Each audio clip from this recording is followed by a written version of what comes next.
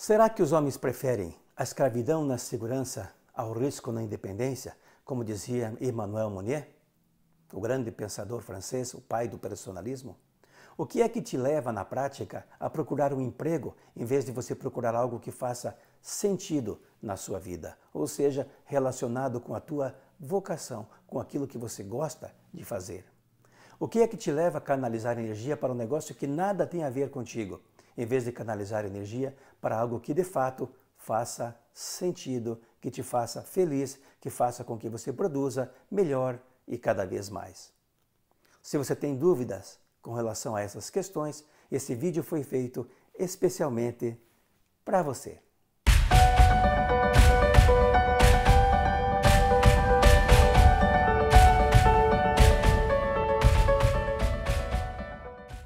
Muito bem, aqui é o professor Jerônimo, o seu especialista em gestão de negócios, empreendedorismo e liderança.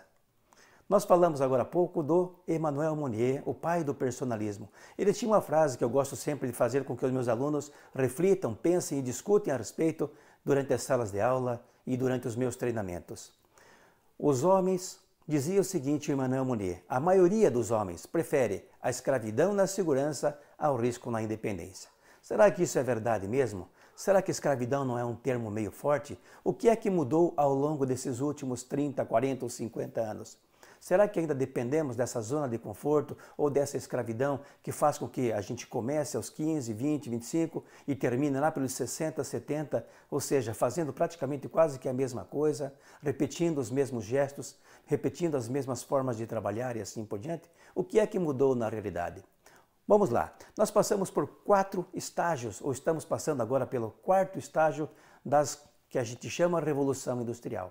Na década de 1750, então, a Revolução Industrial, com ênfase mais na França, na Inglaterra e nos Estados Unidos, fez com que os trabalhadores, os pedreiros, agricultores, escultores, ferreiros, os construtores de empresa familiar e principalmente as pessoas que viviam no campo se aglomerassem nos grandes centros atrás de uma nova vida, de uma nova renda, ou seja, talvez de uma tentativa de melhoria de vida. O que não se concretizou e não se traduziu em verdade. Porque a Revolução Industrial, na prática, fez com que nós ficássemos mais sujeitos ao tempo produtivo do relógio, com que nós ficássemos mais submissos ainda, com que nós fizéssemos coisas que nós jamais faríamos se estivéssemos empreendendo como estávamos antes. Então a Revolução Industrial teve um custo social muito elevado também. Tivemos uma evolução? Claro que tivemos, mas isso não foi a solução para o ser humano atingir o seu pleno grau de felicidade, de alegria, de constância e assim por diante.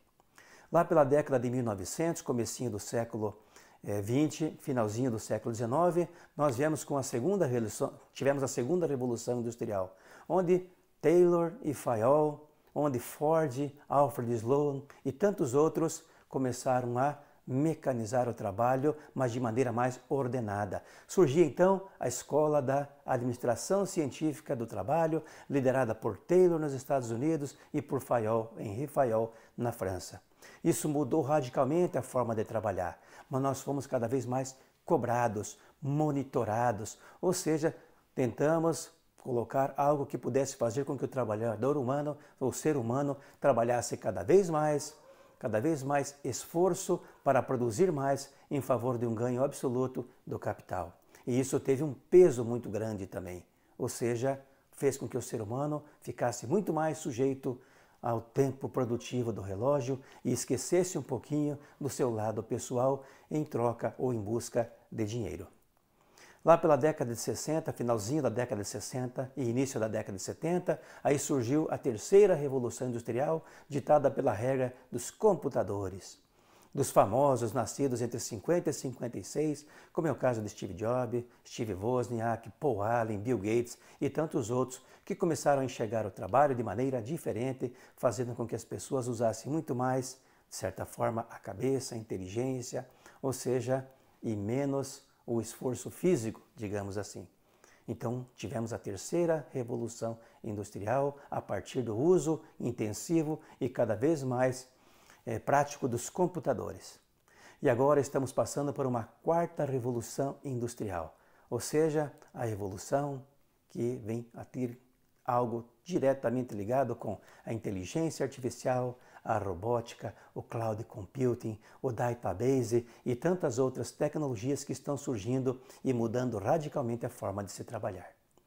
Mas a questão não é se você passou pela primeira, segunda, terceira ou quarta revolução industrial. A questão é que, decorridos mais de 250 anos da Revolução Industrial, da primeira revolução, nós continuamos aqui como seres humanos ainda tentando encontrar um caminho. Será que devemos ser empregados ou devemos ser empreendedores? Será que é melhor ter carteira assinada, emprego fixo ou é melhor arriscar? Será que é melhor fugir da escravidão, embora eu considere uma palavra muito forte, ou é melhor a gente arriscar algo para que de fato a gente tenha mais satisfação naquilo que a gente faz? Muito bem, lembre-se, as ideias continuam fluindo em nossas cabeças todos os dias. Ou seja, todo dia você tem ideias, todo dia você tem coisas que vão surgindo aleatoriamente, das quais você fica pensando, e se eu fizesse isso? E se eu fizesse aquilo? Daria certo, não daria certo? Mas lembre-se que a nossa cabeça ela é recheada de nãos. Ou seja, nós aprendemos a ouvir muitos nãos quando éramos pequenos. Arriscamos poucos. Fomos encurralados ou empurrados ou incentivados, queira pensar como você queira, a ser empregados, a fazer concursos públicos, ou seja, a trabalhar para alguém em troca de uma determinada renda. E isso, de certa forma, teve um lado bom, por outro lado, fez com que a nossa capacidade de empreender fosse reprimida, fosse achatada, ou seja, nós preferimos a escravidão na segurança, muitas vezes, ao risco na independência, como dizia Monet. O fato é que o tempo passa, e quanto mais o tempo passa, menos vontade de empreender você tem. É só você olhar para os seus pais, para os seus tios, para os seus avós, principalmente aqueles que trabalham no serviço público. Você acha que eles querem deixar muitas vezes aquilo que eles fazem com uma boa renda, teoricamente com uma boa aposentadoria, para fazer o quê? Empreender, correr o risco de quebrar? Dificilmente você fará isso depois dos 50, 60. Avalie a sua volta e veja quantos casos existem de pessoas que empreenderam depois dos 50, 60. São muito poucos. A estatística diz que são menos de 5%. Por quê? Porque a gente, entre aspas, se acomoda. A gente tenta buscar primeiro aquela garantia da aposentadoria com o salário fixo, por menor que ele seja. Então, quanto mais velho você ficar, quanto mais a idade vai avançando, menor a sua capacidade de querer empreender, menor a sua vontade para pensar um pouco a respeito. Coloque-se no lugar daqueles que estão empreendendo. Veja de certa forma o quanto eles sofrem, o quanto muitos deles não têm vida, o quanto muitos deles não têm condições, muitas vezes, de tirar uma férias decente, de passear, de sair com a família. Só que você está analisando só o ponto de vista negativo. Mas olhe para aqueles que empreenderam e criaram impérios, que têm seus negócios em várias partes do mundo, que fazem as coisas acontecerem, que transformam vidas, que empregam pessoas, que recolhem impostos. A diferença é brutal. Agora, se você quer sair desse imbróglio, quer fazer algo diferente, a primeira coisa a ser feita é colocar as ideias no papel. A partir disso, você começa a se movimentar, a pensar de que forma pode trazer os recursos, como é que você vai mudar esse estado crítico em que você se encontra, como é que você pode dar uma guinada na sua vida. Lembre-se, eu já repeti aqui várias vezes, mas eu não me canso de repetir. Lá pelos seus 70, 80 anos, existem duas coisas que vão te incomodar. Uma pergunta e uma resposta. E as duas são cruéis. A pergunta é, por que é que eu não fiz isso antes? A resposta é mais cruel ainda. Eu poderia ter feito isso. Só que daí não dá mais tempo, você não tem mais energia, você já tem bem ou mal a sua pequena aposentadoria, um certo dinheirinho guardado, e aí sim é que você não vai mais querer se incomodar, entre aspas. Portanto, quanto mais cedo, melhor. Se você não faz isso para você, faça então pelos seus netos, pelos seus filhos, faça pelas pessoas que estão ao seu redor e que você precisa, de certa forma, incentivar até para que você mesmo ganhe impulso, velocidade e, quem sabe, se anime a fazer algo diferente. Lembre-se, a zona de conforto é o começo do fim.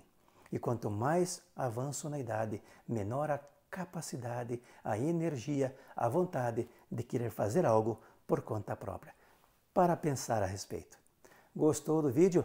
Não esqueça de deixar aqui o seu like. Comente, envie questões, participe e se ainda não se inscreveu, inscreva-se no canal e receba os nossos vídeos regularmente. Obrigado mais uma vez e até o próximo vídeo, se Deus quiser.